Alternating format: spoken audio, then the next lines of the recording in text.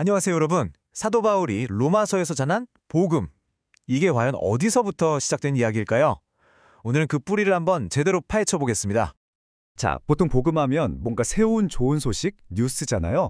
그런데 바울은요, 이 메시지가 사실은 아주 오래된 이야기라고 주장합니다. 새롭다면서 오래됐다니? 이게 무슨 말일까요? 바로 이 흥미로운 지점이 오늘 우리가 파헤쳐볼 핵심입니다. 네, 그래서 이 질문의 답을 찾기 위해서요. 오늘 우리는 이 5가지 단계를 쭉 따라가면서 바울의 주장을 한번 체계적으로 살펴보겠습니다. 자, 그럼 바로 시작해 볼까요? 좋습니다. 첫 번째 단계. 바울의 복음은 과연 새로운 소식이었을까요? 바울의 핵심 주정부터 한번 살펴보죠. 그는 복음이 역사적인 사건에 기반한 뉴스는 맞는데 동시에 이게 결코 갑자기 툭 튀어나온 새로운 아이디어가 아니라고 아주 강하게 강조합니다.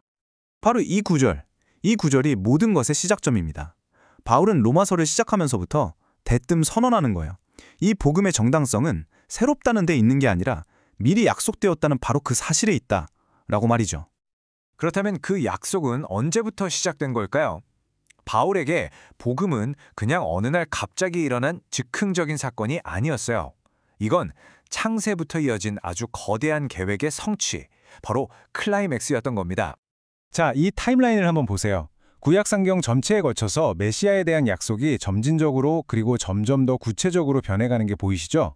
처음엔 에덴 동산에서 아주 막연한 약속으로 시작했다가 아브라함, 다윗 같은 특정 인물을 거치고 나중에는 메시아가 태어날 장소, 겪게 될 고난 같은 아주 세세한 부분까지 예언으로 이어집니다.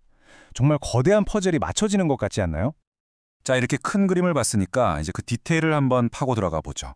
바울이 근거로 삼았던 구약의 구체적인 예언들, 과연 어떤 것들이 있었을까요?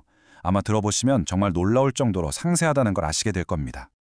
처녀에게서 태어날 거라는 것부터 시작해서 베들레헴이라는 특정 장소에서 태어날 거라는 예언, 그리고 나귀를 타고 예루살렘에 들어갈 거라는 것, 심지어 은 30개에 팔릴 거라는 액수까지, 십자가 위에서 겪을 고통과 조롱, 그리고 부활에 대한 예언까지, 이 모든 게 수백 년 전에 미리 기록되어 있었다는 거예요. 이건 단순한 추측이라고 하기엔 너무나 구체적이죠. 특히 이 숫자 30, 이게 정말 소름 돋는 부분이에요. 그냥 메시아가 배신당할 것이다 정도가 아니라 은 30개에 팔릴 것이다 라고 콕 집어서 예언했다는 점. 이 예언의 정확성을 보여주는 아주 강력한 예시 중 하나라고 할 수 있겠죠. 그렇다면 이 놀라운 예언들을 기록한 선지자들은 도대체 어떤 사람들이었을까요? 바울은 이 사람들을 그냥 미래를 예측하는 현자나 점술가 정도로 보지 않았습니다. 그들은 그 이상이었죠. 선지자들에게는 크게 두 가지 역할이 있었어요. 하나는 대언, 그러니까 동시대 사람들에게 하나님의 메시지를 선포하는 역할이었고요.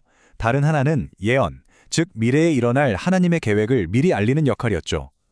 바울이 지금 강조하고 있는 건 바로 이 두 번째, 미래를 내다보는 역할입니다. 그럼 이 예언은 어떻게 가능했을까요? 여기에는 두 가지 중요한 원리가 있습니다. 첫째는 계시, 하나님께서 자신의 계획을 인간에게 직접 알려주시는 거예요. 둘째는 영감, 하나님께서 그 계시를 기록하고 전달하는 과정을 오류 없이 이끌어주시는 거죠. 그러니까 정리하자면 선지자들은 자기 머리로 미래를 추측한 게 아니라는 겁니다.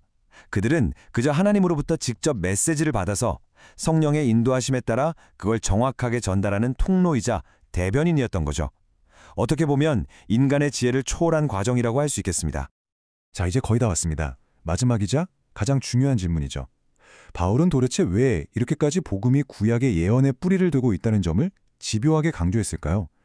그냥 예수님을 믿으세요 하면 될 것을 왜 굳이 그 오래된 이야기를 꺼냈을까요? 여기에는 정말 중요한 몇 가지 이유가 있습니다. 첫째, 복음의 권위를 세우기 위해서였습니다. 이건 어떤 사람이 지어낸 이야기가 아니라 하나님의 신성한 계획이라는 걸 증명하는 거죠. 둘째, 연속성입니다. 구약과 신약이 서로 다른 이야기가 아니라 하나의 완성된 이야기라는 걸 보여주는 거예요. 셋째, 신뢰성.